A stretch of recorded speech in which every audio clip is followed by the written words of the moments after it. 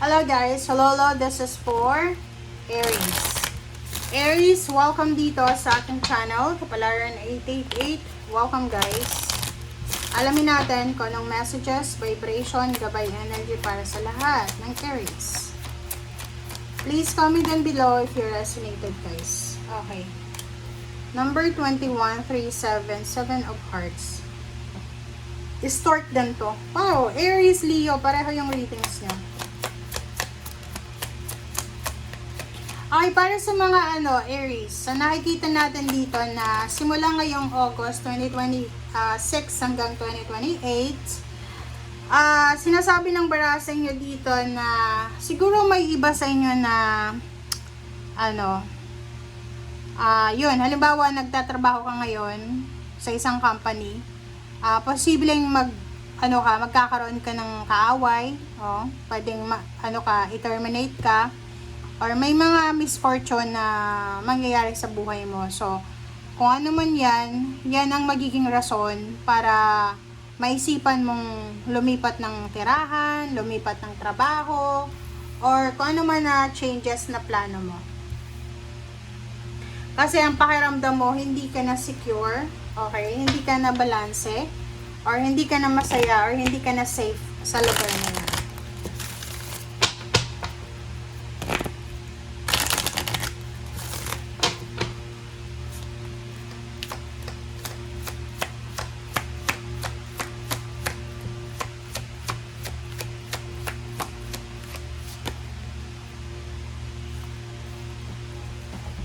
Okay, full moon in Leo and step up and lead. Oh, OMG. New moon in Capricorn. Ang ganda na ito guys. Ang ganda kasi ang sinasabi ng bara sa'yo dito na yun, huwag kang magsisettle. Huwag kang magsisettle sa mga bagay, sitwasyon, love life, trabaho, lugar na alam mo na hindi mo deserve. Ganun. Tama. If ang pakaramdam mo hindi ka na safe sa lugar na yan, sa relationship na yan, sa trabaho na yan, sa sitwasyon na yan, let go, 'di ba? Lumipat. Step up and lead. So, kailangan mong kailangan mong maging bigger person, okay? Wag kang, kung may umaaway sa iyo or pinagtitripan ka, ikaw na yung lumayo. Okay? Mas better pa na ipakita mo sa kanila na sa paglayo mo, hindi ibig sabihin talo ka. Panalo ka kasi ikaw yung nagkaroon ng peace of mind. 'Di ba? Nagets nyo ba? Hindi lahat ng laban kailangan labanan. Okay? Choose your battles wisely. Okay? Yun yung sinasabi. Kailangan mong makaalis, i-detach yung sarili mo sa mga toxic na yan. Tao man yan, trabaho man yan, environment man yan. You need to detach yourself. So, hindi maganda yan para sa mental health mo. Or, magiging trauma yan sa'yo. Hindi ko maintindihan yung mga tao. Ang dami-dami nilang kaaway. Pero hindi, parang proud pa sila. Diba?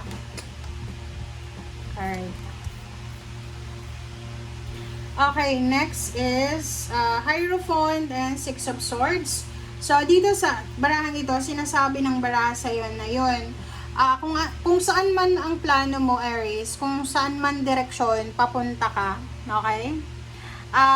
Sinasabi ng baraha sa'yo dito na makakahanap ka doon ng kakampi, okay? Saan ka ba? Ano bang direksyon ang pupuntahan mo, okay? Or saan ba yung changes na ito na mangyayari sa buhay mo? So, sabi ng baraha sa'yo dito, congratulations kasi nasa tama kang direksyon. And kung saan ka man papunta, may mga tao dyan na susuportahan ka. Okay? Wala kang dapat na panghinayangan. Okay? Magiging malaya ka na. Magiging malaya ka na. Like for example sa relationship, nakipag-iwalay sa'yo kasi gold digger siya. Wala kang may provide sa kanya. So, ibig sabihin malaya ka na, hindi ka naman problema na i-provide yung mga kagustuhan niya, mga kapritsyo niya sa buhay. 'Di ba? Sa trabaho ganoon din, yung mga katrabaho mo sobrang toxic. Bad vibes na everyday, ganun lang, puro parinig, ganyan ganito. Sip-sip. So, pag nakaalis ka na diyan, 'di ba? Wala kang dapat pang hinayangan diyan kasi nakalaya ka. 'Diba? Nakalaya ka sa kung ano man. Okay? If you are parang looking for a love life or single ka, pero hindi ka naman naghahanap ng love life, sabi ng bara sa'yo dito, isang unexpected na encounter sa love life, new love life, or new career. Exciting siya guys. So, exciting ito na encounter na to. Queen of Pentacles. Oh, wow. So, ang maganda din dito is napakabilis na mga job offers, mga financial help, or mga opportunities na pwedeng pagkakitaan na makakatulong sa'yo sa ngayon na tuloy-tuloy na siya hanggang future. So, yun.